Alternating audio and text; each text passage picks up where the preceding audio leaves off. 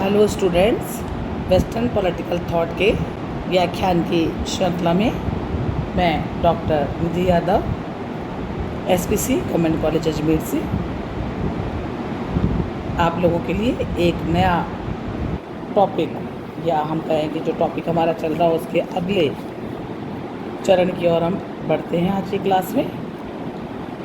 जैसा कि बच्चों आप सभी को अच्छे से मालूम है कि हम अपनी क्लास में बेंथम के उपयोगितावाद पर विस्तृत चर्चा कर रहे हैं और आज की कक्षा में हम जिस कारण बेंथम का उपयोगितावाद दूसरे विचारकों से अलग हो जाता है उस पर चर्चा करेंगे, और वह है बेंथम का सुखवादी मापक यंत्र की विचारधारा, जिसके द्वारा वह सुखों की गणना के बारे में बात करता है।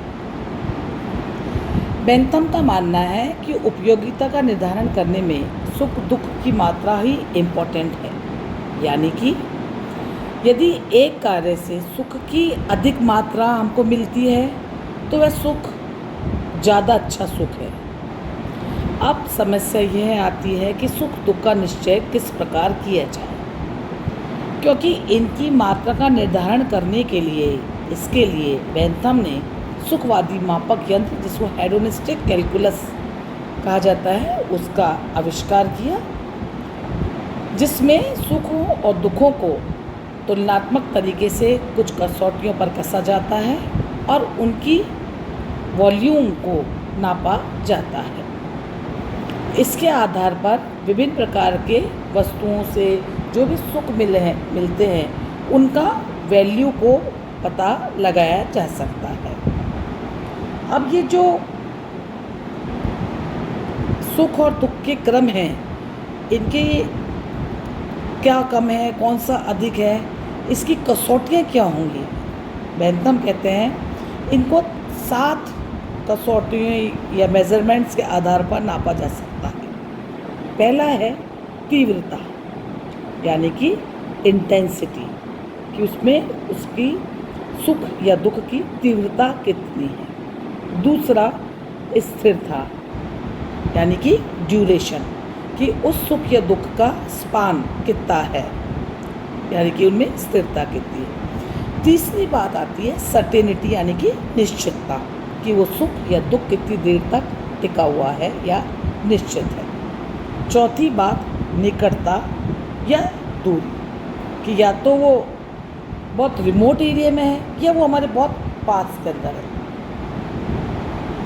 पांचवी जो कसौटी है वो है उसकी जनन शक्ति, फ्रिक्वेंटिटी जिसे हम कहते हैं, और छठा है उसकी प्योरिटी, यानी कि उसकी विशुद्धता, और सातवीं कसौटी है उसका विस्तार, यानी कि वो कहाँ किस एक्सटेंट तक सुख या दुख है।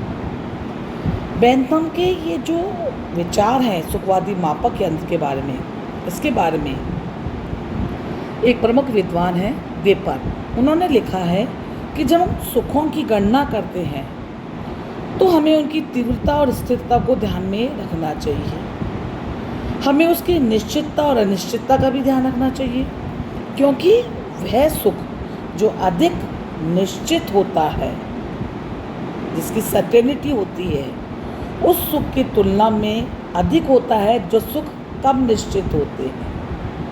साथ ही साथ उसके निकटता और दूरी भी हमारी गणना में आनी चाहिए, क्योंकि वह सुख जो अधिक निकट होता है या हमको जल्दी से या अधिक सरलता से प्राप्त हो जाता है, वह उस सुख से अधिक होता है जो दूर होता है और जिसके पाने में अधिक श्रम करना पड़ता है। वेपर यह भी कहते हैं कि हमें उसकी जनन शक्ति और उसकी विशुद्धता पर भी विचार करना चाहिए, क्योंकि ऐसा सुख अधिक आनंददायक होता है।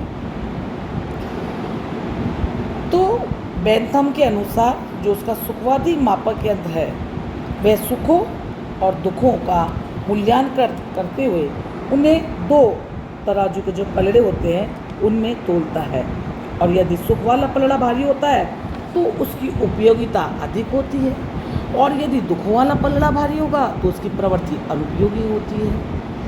बेंथम के शब्दों में अगर हम उसके सुखवादी मापक यंत्र के बारे में देखें तो हम कह सकते हैं कि समस्त सुखों के समस्त मूल्यों को एक और तथा समस्त दुखों के समस्त मूल्यों को दूसरी ओर एकत्रित पलड़े में डाल लेना चाहिए। यानी कि एक में सारे सुखों के वैल्यूज़ को रख लें हम, और दूसरे पलड़े में तराजू के हम दुखों के समस्त मूल्यों को उसमें डाल लें। और यदि एक को दूसरे में से घटा करके हमको ऑब्वियस है, अगर सुख ज़्यादा रहेगा तो वह कार्य अच्छा है, लेकिन तोलने पर या तुलना करने पर दुख ज़्यादा रहेगा तो हमें समझ लेना चाहिए कि यह कार्य ठीक नहीं है। यह बेंथम इस अपनी बात को प्रूव करने के लिए एक उदाहरण भी हमको देते हैं।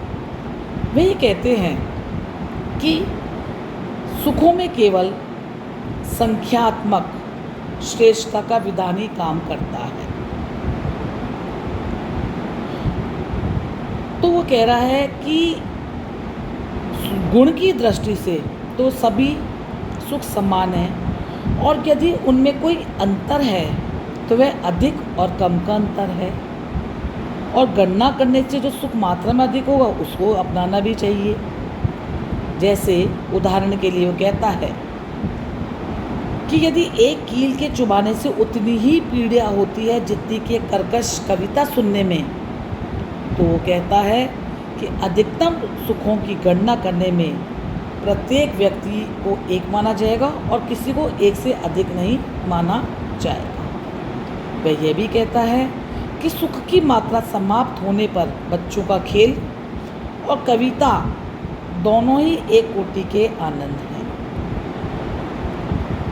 अपनी बात को और आगे बढ़ाते हुए बेंथम का मानना है कि राज्य के आदेशों का पालन इसलिए होता है क्योंकि वे उपयोगी हैं और वो हमारे सामान्य हित यानी कि हमारे सुख को बढ़ाने वाले हैं। इसलिए राज्य के नियमों के आज्ञा पालन से जो हमको लाभ मिलता है वो आज्ञा न मानने के दुष्परिणामों से अधिक होता है।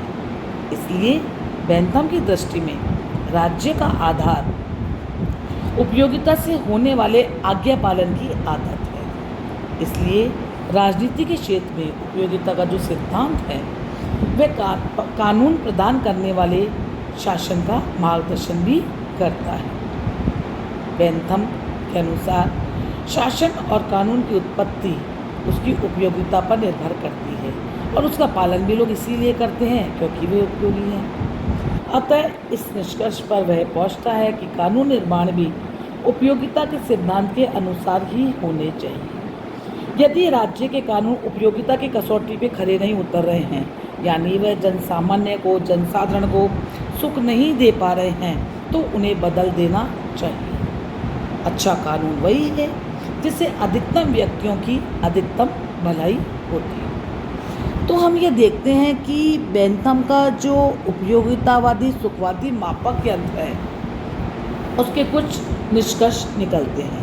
पहला, सुख ही एकमात्र इच्छित वस्तु है, अर्थात बेंथम के उपयोगितावादी सिद्धांत का यह निष्कर्ष है कि मनुष्य के लिए सुख अच्छी चीज़ है। धन, पद, स्वास्थ्य वह उसके लिए बहुत मायने रखते हैं और मनुष्य का अंतिम उद्देश्य भी सुख की प्राप्ति ही है। दूसरी बात, बेंथम का ये निष्कर्ष है कि सुखों और दुखों को तुलनात्मक आधार पर मापा जा सकता है जिसे वह सुखवादी गणना के आधार पर नापता है। तीसरा निष्कर्ष जो बेंथम के उपयोगितावाद का है वह यह है कि प्रत्येक व्यक्ति सुख को प्राप्त करना चाहता है और दुख का बहिष्कार करना चाहता है। और चौथी बात वह अपने निष्कर्ष में यह भी कहता है कि उपयोगिता का सिद्धांत सार्वभौमिक रूप से लागू होने वाला सिद्धांत है।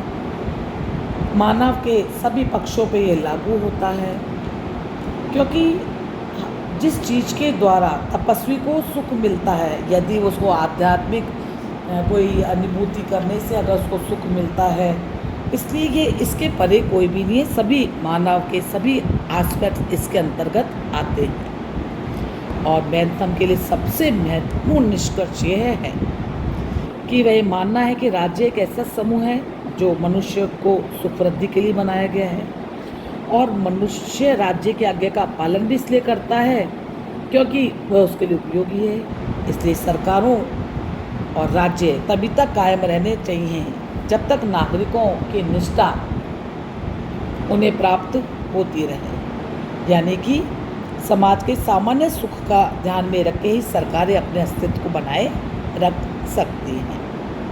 अंत में बेंथम ने यह भी कहा कि उपयोगिता के सिद्धांत का सबसे अधिक प्रयोग कानून निर्माण क्षेत्र में होना चाहिए। उसका मानना था कि विधायक के हाथ में अधिकतम लोगों का अधिकतम हित जैसा यंत्र पकड़ा देने से कानून सही आत्मा का निर्माण कर सकेगा। आने वाली क्लास में हम बेंथम के उपयोगितावादी सिद्धांत को जितना अभी तक हमने समझा है, जाना है, देखा है, उसकी समीक्षा करेंगे और किसी निष्कर्ष पे पहुंचने का प्रयास करेंगे। धन्यवाद बच्चों, थैंक यू।